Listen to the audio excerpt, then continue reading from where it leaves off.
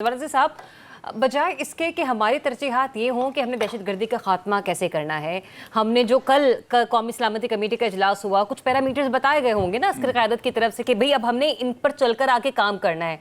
आपको लगता है अभी भी ये ज़रूरत बाकी रह गई है कि हम लोग सोशल मीडिया के थ्रू या हुकूमती वज़रा की प्रेस कॉन्फ्रेंसेस के थ्रू ये पैगाम पहुँचाने की कोशिश करें कि भाई PTI ने शिरकत नहीं की, PTI ने शिरकत क्यों नहीं की, इसके ऊपर हेडलाइंस बने, बजाय इसके कि जो रोड मैप हमें कल गुज़िश्ता रोज़ थमाया गया होगा या बताया गया होगा, अब हम उसके ऊपर इम्प्लीमेंटेशन शुरू करें? मेरा ख्याल ये है कि ये अपनी जगह के ऊपर एक हकीकत है कि PTI ने शिरकत नहीं की, लेकिन उसके पस मंजर में जाने से पहले मैं दो क्लैरिफिकेशन यहाँ पे देना चाहूँगा।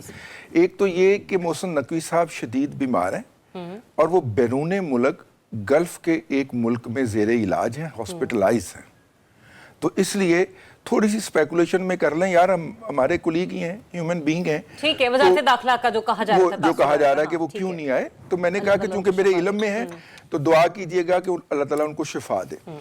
दूसरी बात जो है कि कल का अगर हम एलामिया पढ़ लेते तो हमें लगता कि शायद आज हमारे अब तक के सेगमेंट के अंदर होने वाली सारी गुफ्तगू जो थी वो बेमहल है। उसकी वजह यह है कि उस एलामिया के अंदर स्टिल ये लिखा हुआ है कि सियासी कुव्वतों के अंदर कौमी यकजहती और मतलब वो क्या होता है जी, मुश्तरका राय पैदा करने के लिए कोशिश की जाएगी, ये दूसरा पॉइंट है। ठीक है, इसका मतलब ये है कि उन्होंने किसी भी पार्टी को या जो पार्टी कल के इजलास में नहीं आई थी, जो एलामिया जारी हुआ है उसके मुताबिक उन्होंने दरवाजा बंद नहीं किया, दोबारा अप्रोच किया जाएगा। दिस इंडिकेट कि उन लोगों को दोबारा अप्रोच किया जाएगा, उनके ग्रीवांसेस जो हैं वो एड्रेस किए जाएंगे। हमें पॉजिटिव साइड भी तो देख लेनी चाहिए ना कि अब आ जाइए पॉलिटिकल पॉइंट स्कोरिंग के ऊपर। तो पॉलिटिकल पॉइंट स्कोरिंग PTI कौन सा नहीं किया करती या नहीं कर रही, ठीक है ना।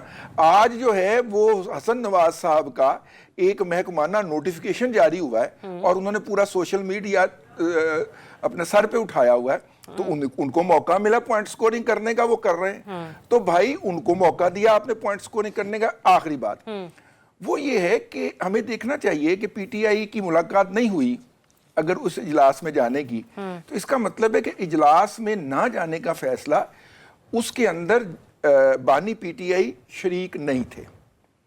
ठीक है ना। अब आ जाइए उस इजलास की तरफ। रजी साहब बहुत अच्छा पॉइंट है, वो उसमें शरीक नहीं थे ना, उनके साथ तो राब्ता ही नहीं होने दिया गया। अब आप आ जाइए इस बात के ऊपर, डिसीजन बिल्कुल ठीक है कि वो जो हैं साहब, वो जो मुल्तान से हैं, इनके डोगर साहब, आमिर डोगर साहब लिख के स्पीकर साहब को देते हैं कि ये हमारे 9 लोग आएंगे। अच्छा, अगरचे वो उनकी जो रेशो है पार्लियामेंट के अंदर उससे ज्यादा थे, लेकिन स्पीकर साहब उसको कबूल कर लेते हैं। अब आप आमिर डोगर साहब का स्टेटस का अंदाजा करें, जो स्पीकर से कमिटमेंट करके गए हैं और जाके उन्होंने अपनी पार्टी की पॉलिटिकल जो उनकी काउंसिल है या कमेटी है उसका इजलास बुलाया।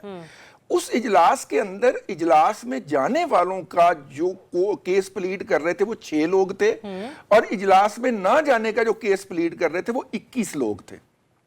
इसका मतलब है कि PTI की डोमिनेंट क़यादत जो इस वक्त जेल से बाहर मौजूद है, मतलब 21 के मुकाबले में 6 लोगों, मतलब 6 के मुकाबले में 21 लोगों का फैसला था कि हमें इस इजलास में नहीं जाना चाहिए। तो मेरा मतलब है कि अब इसको जरा इस सिनेरियो में देखा जाए। ठीक है, एक चले आपने कुछ पॉइंट डिस्कनेक्ट कर दिया जाए, वो बानी PTI से इसको डिस्कनेक्ट करके बाहर जो PTI बैठी है उसको कायल करना हुकूमत के लिए भी आसान हो सकता है, उसको अपीज करना और उसका नेगोशिएट करना भी आसान हो सकता है। यहाँ पर ये जनरेट हो जाती है डिबेट कि फिर PTI के अंदर फैसला साजी का जो फुकदान है उसकी रीजनिंग्स क्या है। और जो दूसरा भी आप हसन नवाज साहब के हवाले से बात कर रहे थे ना, बरतानिया में जो टैक्स डिफॉल्टर करार दिया गया, ये मामला इतना सादा भी नहीं है रजाने से करके निकल जाओ। एक ब्रेक लेते हैं, ब्रेक के बाद वापस आते हैं।